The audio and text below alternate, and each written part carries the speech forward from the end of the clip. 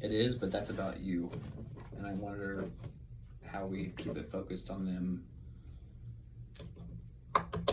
Because nobody cares. Well, nobody cares about anybody I'm going to tell the story about if it's not them. The story is to bring you into the story.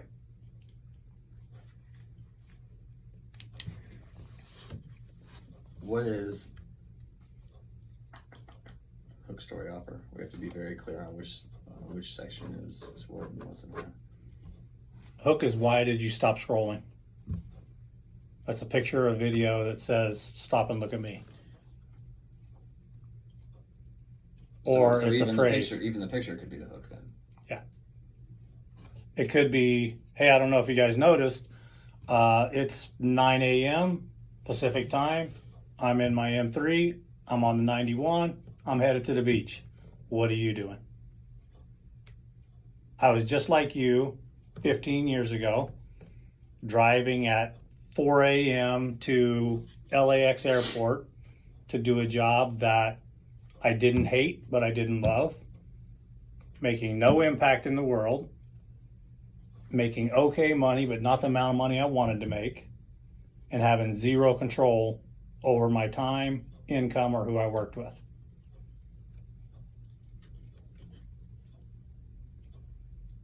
And then I made a change. Quit my career, went out on my own, started a few small businesses, all of which were in no way, shape, or form connected at all. Every business I started was literally to serve a problem that I was dealing with or to help a friend with their unemployment. Started a trucking company, then started another trucking company with a different type of equipment. Started one trucking company for a friend, started another trucking company for my mother's husband at the time. Apparently working 5 days a week was not enough, so I started an ATV rental business for the weekends to keep me busy and keep me out of the bars and honky tonks then. So no one told me I had permission to start those businesses. I just believed that I could do it and knew that through trial and error, I could make them succeed somehow. So one of the things I talk to my coaching clients about is that they can do things with a little bit of guidance. You know, back then the internet wasn't as big. So I literally spoke to mentors or other small business people who had their own businesses. It's kind of one of the ways that I started out on my own.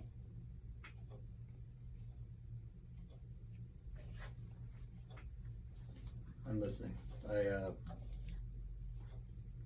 I can focus better the way I'm doing it, just so you know. Mm-hmm. Because I'm hearing it, it's so in my head, it's weird. I do like these questions I have. I wonder how we put them in a play here. They've tried but haven't succeeded. They've done the things. Do we want to come at them like an attack? So is the post like? No, it's not an attack. Like you. They know that they've done a lot of the things, and they're pissed off because they were told all these things would work, and they found out they wouldn't work. Because you could do this, you could change everything that you just said, because that's the good information, into I was this, I wanted this, so it could follow this, right? My pain point. I had pain.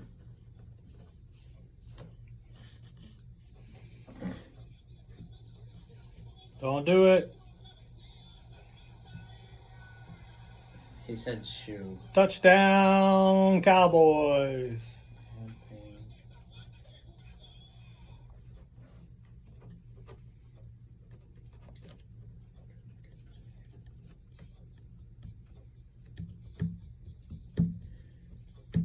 Sorry.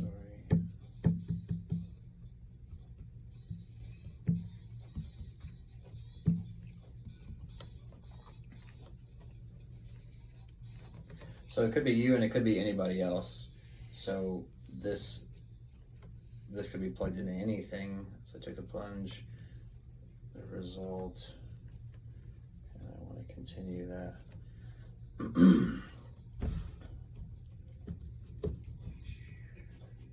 You're throwing me out my mojo, Sean. My brain's trying to do 30 things at once. I think he's playing Friday night's Rundown on TV back in 1976. Pretty sure I watched all those in order every day. So I could say this for me. So this could be you or me, and you could talk about somebody else. So I could tell your story, or you could tell my story or your story, anyways. So I had pain. I was stuck in my job. I hated it. I didn't have control. I wasn't making enough money. I was going to work and then coming home and sleeping until I had to go to work again. Right? I couldn't continue that way. I had a choice to make between two things, go this way, go that way. Do I change everything that I'm doing or continue doing what I'm doing? I chose, the path less traveled. Everything was harder, everything was worth it. The result was 10 years of working for myself and on myself. And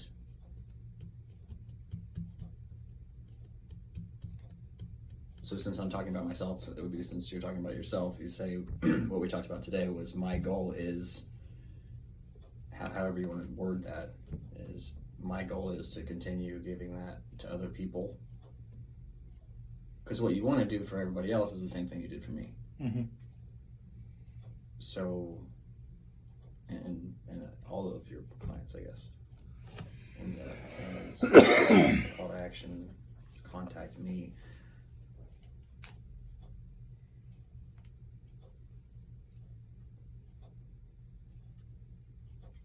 I thought I had a handle on this, but I don't.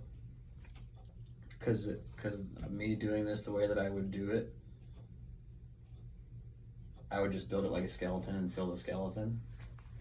And the way you doing it, how you would do it, is you would just naturally talk like you would do in the car. And if you talk about the right points, then you'll say the right things that we can use. And I'm having like a weird disconnect between all that. Well, whenever I do a video in the car, it always starts the same way. It starts from an idea. The other day, we had a death in the family. The main overreaching idea was you don't have as much time as you think you do. Stop procrastinating about anything that needs to be done to move forward, and stop letting fear stop you where you're at. Do the stuff. Live to your potential, because right, you don't have as much time as you think you do. A life wasted is an awful thing. It's a right. sin, So that's where I usually start with something. I start with the subject, like the book. The subject. That's what we wrote. Yeah. Subject, a story, or a video, or a principle about the subject, and then a challenge. I like that. So contact is a challenge. So the subject of the black eye was, you're quitting at 40% or whatever. Right. Goggins said that. Yeah, he was talking about quitting. That most people don't even do 40%. You're doing everything you think you can do is 40% probably. So each one of your marketing things is going to be a subject. Right. So we'll start with one, and the subject of the main thing that you want to tell everybody is what? Do we know that? I think the main thing we're trying to accomplish is to let the world know I'm coaching professionally. I'm doing it for pay. I'm doing it for impact. I'm doing it to get the word out there so everybody understands that they're just like everyone else. Nobody's smarter. Nobody's more educated. Nobody's got their shit together. That they can aspire to huge heights with a little bit of guidance.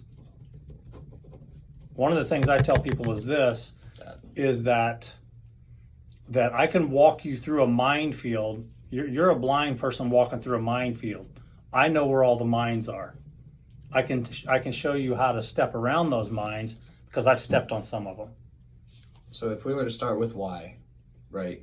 Because we want to tell everybody what you're doing, right? That's the what. I was just doing that. Just doing what? I was telling everybody what I was doing. No, you're telling me things because I'm writing things down from this. Oh. So you're not addressing anything. I'm listening to what you said. Okay. So if Keep that recording. We're gonna need that minefield zoom part. in on the frustration. If you start with why instead of what, which is what you said, the fly high with guidance thing, that's the subject, rather than the how, or I'm sorry, rather than the what, which is I'm coaching or whatever. What did you say? It was why, how, what? Do you remember Simon Sinek's video? No, I never watched it. Yes, you did. Start with why. Russell Brunson's thing is who, what, where, why.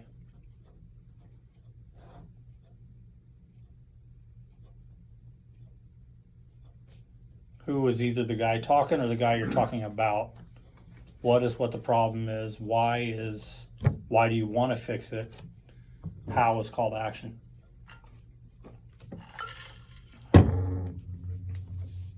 So the subject is something of along the terms of fly high with guidance, you know. That's the subject, like the result, right? Because you're selling the result, right? So what is the result of coaching? Why does somebody need your coaching? So you're coaching and that's cool, but why? Why, how, what?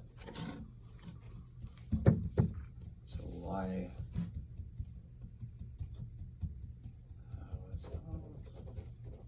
What is coaching? Let's look at this.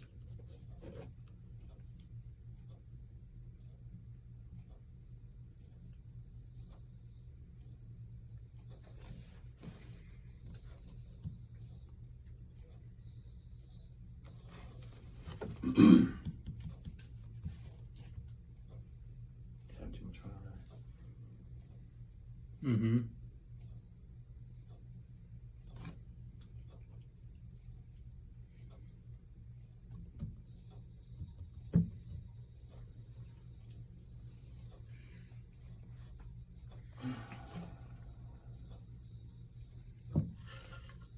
Let's try a different approach for a second.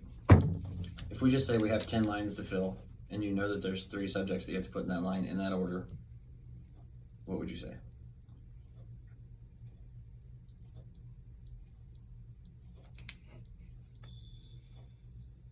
What's the question?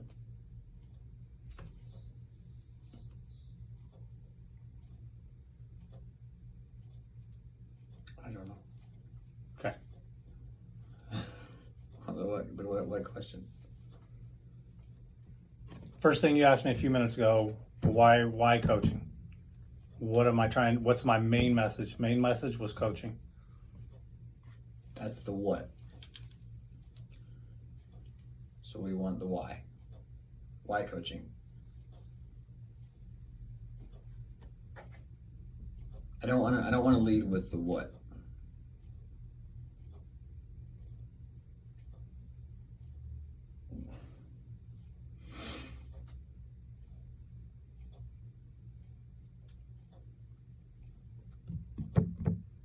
I don't want to say like, I'm a coach, this is why coaching is good, call me. I don't know what he recorded a minute ago, but it wasn't any of that. It was a story on where the start was, where the middle was, and then it got cut off. Some of the body of what you needed was in that and what was coming.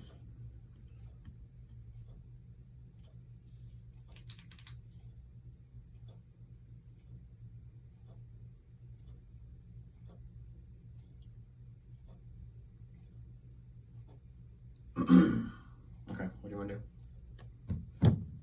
Probably eat.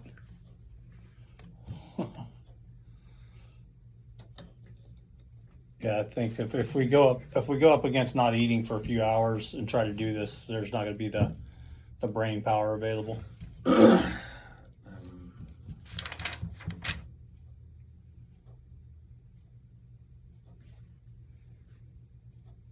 Yeah, but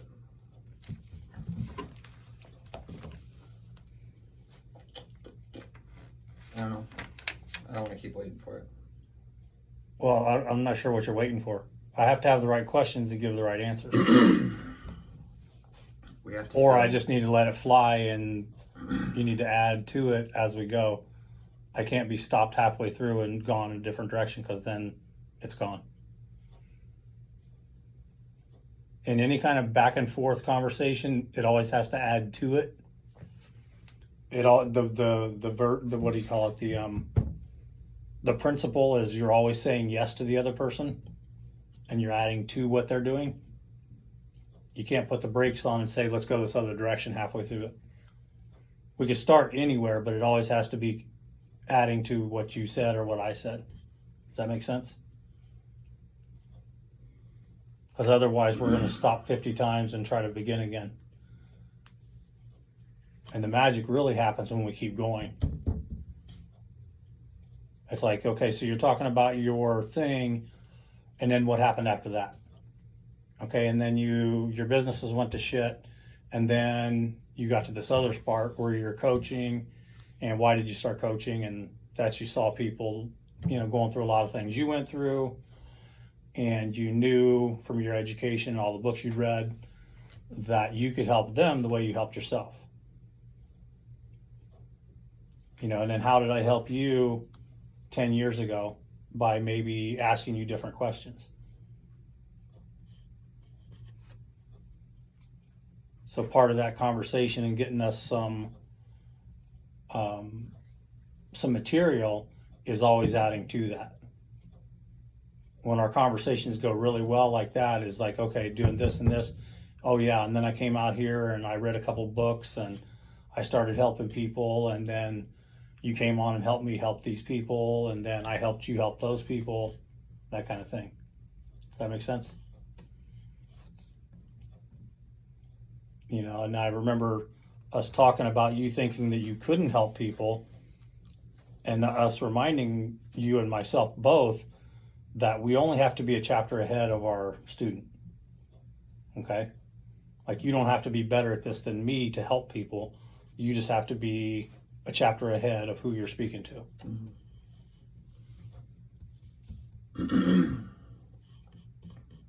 So one of the things sometimes a person in an interview says, we'll talk about that.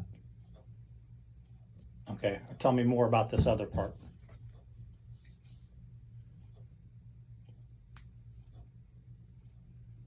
How did you help this person that came to you with an electronics business and they wondered how they could scale? And our conversation was that if you are good in one part of business and there's another service that what I call touches the edges of that service, you then offer that service in addition. Like if I'm let's just say I'm a networker at your house and I got all your cameras hooked together and you got a problem with your internet. I either know how to fix that or I know someone who does. So that touches the edges of what I do. So I talk to people about expanding their reach by things that touches the edges of what they already do. That's how I've helped people grow their business or expand their life.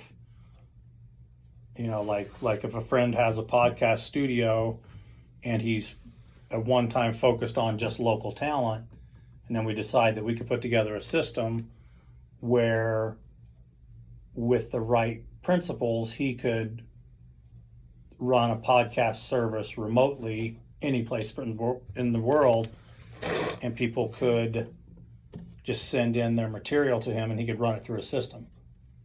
That's asking questions of people and their businesses that they may have not thought there was that opportunity for them to grow in different directions. The questions is the biggest part. That's how Sean That's how we did it with Sean. That's how you did it with Sean today. Mm-hmm. And then we got to his answer, and we got to his solution all in one day, like real quick. We talked about his pain. I asked him about the consequences of his pain. Mm-hmm. Right. What happens if we don't fix this? So that's always a good question. Here's what your pain is. If we can't fix that pain, what is the consequence of not fixing that pain? What is the reward of fixing this problem? You know, can you see yourself fixing this problem? What would your life look like if you did fix this problem? You know, what do you think, or what have you done to fix this in the past that didn't work? Why do you think that didn't work?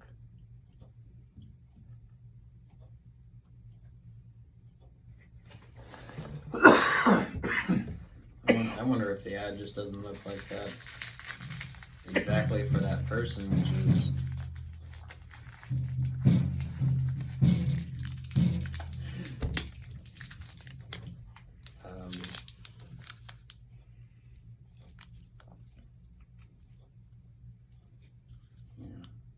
pain, consequence, story, result.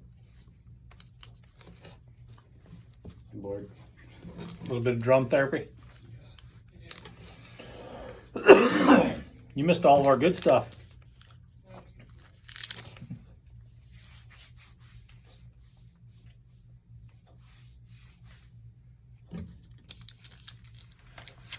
Yeah.